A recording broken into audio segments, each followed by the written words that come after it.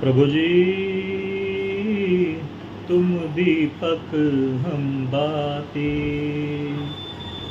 जाकी ज्योत जले दिन राति। प्रभु जी तुम दीपक हम बाती। दोस्तों, ये रविदास जी का भजन था। रविदास जी ने उनके मुख से अधिकतर ये भजन गाया करते थे। जय गुरुदेव साथियों। दोस्तों, एक आपने सुना होगा पारसमणि। पारसमणि एक ऐसा पत्थर होता था जिसको लोहे पे रगड़ दिया जाए तो वो सोना बन जाता था। ऐसे एक पत्थर की कहानी रविदास जी के साथ जुड़ी हुई है। एक पहुँचे हुए संत, पहुँचे हुए ऋषि मुनि एक बार काशी से निकल रहे थे, तो उन्होंने सोचा चलो रविदास जी का आज के उसमें गाँव के टेस्ट लिया जाए। तो रविदास जी के गांव में पहुंचे और पहले तो वहाँ के जो महाजन थे या वहाँ के शास्त्री जी थे, कथावाचक कह लो या जो भी कह लो, उनके घर गए। उधर जाके उन्होंने अलख जगाया कि प्रभु भगवान के नाम पे मुझे कुछ खाने को दे दो। तो उन्होंने उनको कुछ नहीं दिया। लेकिन जैसे ही उनको पता लगा कि इनके पास पारसमणि है तो वो उनके पीछे पीछे लग गए। अब जब उनके साथ चल दिए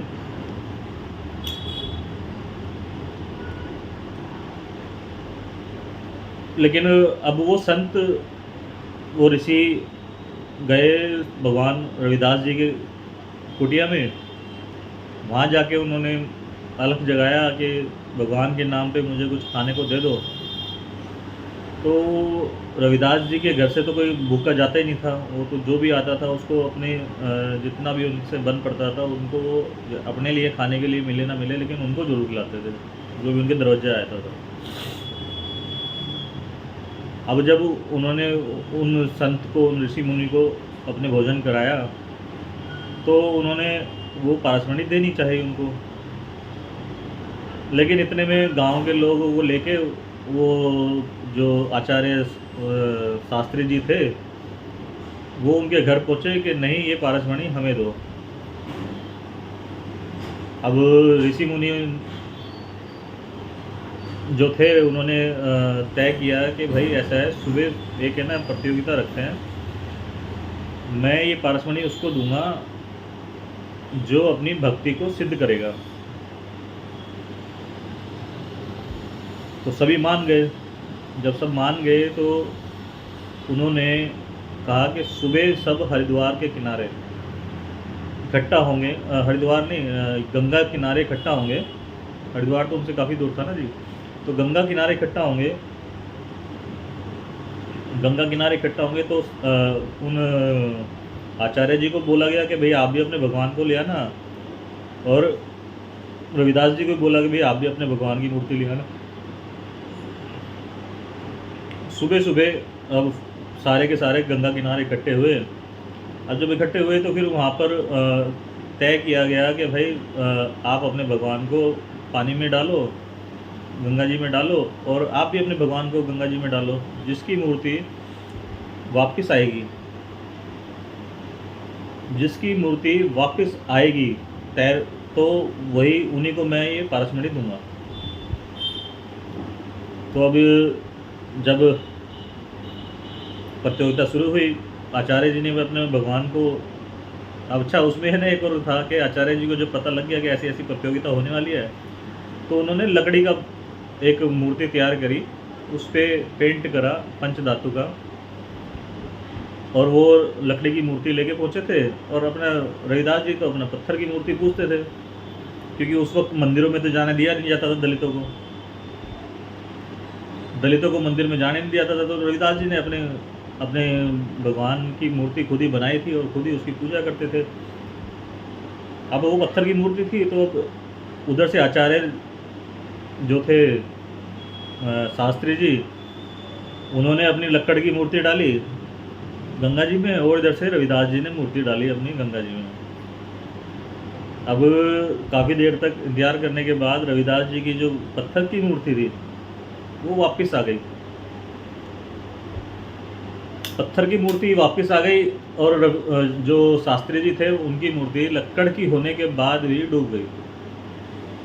चलो, इससे सिद्ध हुआ कि रविदास जी की भक्ति ज़्यादा उत्तम थी। वो कभी मंदिर नहीं जाते थे, लेकिन अपने घर में बनाई हुई जिस मूर्ति की वो पूजा करते थे वो भी उनको पूरा आशीर्वाद देती थी। वो उनके भगवान का पूरा आशीर्वाद था। अब आगे बढ़ते हैं। उसमें अब जो पारसमणि संत महात्मा आए हुए थे, ऋषि मुनि आए थे, उन्होंने बोला भाई अब पारसमणि मैं रविदास जी को दूंगा। अब वो रविदास जी के झोपड़े में गए। अब उन्होंने बोला भाई ये पारसमणि है। तो लोगों ने बोला जी हम कैसे मान लें, गांव के लोगों ने बोला कि हम कैसे मान लें कि ये पारसमणि है। तो उस वक्त रविदास जी अपनी गद्दी पे बैठे थे, जिस पे वो अपना चमड़ा काटते थे और उससे जूतियाँ बनाते थे। अब जो ऋषि मुनि आए थे उन्होंने उस पारसमणि से उस जो रापी कहते हैं, रापी कह लो या एक लोहे का उनका औजार था, उस पर उन्होंने उसको रगड़ा। अब वो रगड़ तो दिया, लेकिन वो होगी सोने की। अब सोने की हो गई तो गांव वालों को लगा भाई ठीक है, अभी हाँ हम मान गए पारसमणि है।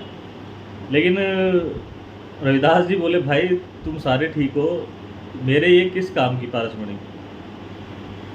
मेरे को अगर बिना मेहनत के अगर कुछ भी मिलेगा तो वो मेरे लिए बेकार है। तो उन्होंने कहा कि इस पारसमणि को मेरा वो जो झोपड़ा है उस झोपड़े के किसी भी जो एक मचान सी होती है ना उसमें कहीं भी जाके रख दो, और जब आप वापसी आओगे अपनी यात्रा ख़त्म करके तब आप इसको ले जाना। मेरे को आपको जहाँ रखनी है इस घर में आपकी मर्ज़ी है, उसको आप वहीं रख दो और वहीं से आपको मिल जाएगी। अब जो ऋषि मुनि थे वो बोले यार इतनी महंगी इतनी अनमोल वस्तु है, इसको आप कहीं संभाल के रखो जहाँ पर वो उसका कोई मिसयूज़ ना हो जाए। तो रविदास जी बोले भैया पूरी दुनिया का ध्यान रखने वाला कोई और है, भगवान है, ईश्वर है, तो पूरी दुनिया का अगर वो ध्यान रखते हैं तो इसका भी ध्यान रख लेंगे। उन्होंने ऐसा कह के उस पारसमणि को अपने घर के फिर वो ऋषि मुनि उनके घर में उनके जो छत होती है, एक घास फूस की जो छत होती थी उस पर जाके रख के चले गए। इसके आगे की बहुत लंबी कहानी है। तो उसके पीछे फिर वो लगे हुए थे, उनकी नीयत ख़राब थी। जो वहाँ के शास्त्री जी थे उनकी नीयत ख़राब थी, उन्होंने उसको चुरा भी लिया था। लेकिन चुराने के बाद जब वो चुराने के लेके गए, अब उनकी नीयत तो गंदी थी। तो नीयत अगर गंदी थी तो वो पारसमणि जब अपने घर लेके गए तो उस पारसमणि ने अपना असर खो दिया। उनके किसी भी लोहे की वस्तु को उन्होंने वो सोने की नहीं बनाई। तो वो अब उनके घर में अगर पारसमणि वो ले तो आए चुरा के, लेकिन अब उसका कोई फ़ायदा ही नहीं हो रहा था, तो वो वापसी उसको फेंक के आ गए रविदास जी के आश्रम में या उनके घर में कह लो, झोपड़ा कह लो। तो बिना मेहनत के बेशक पारसमणि मिल जाए तो वो भी आपको विष के समान होती है। जय गुरुदेव।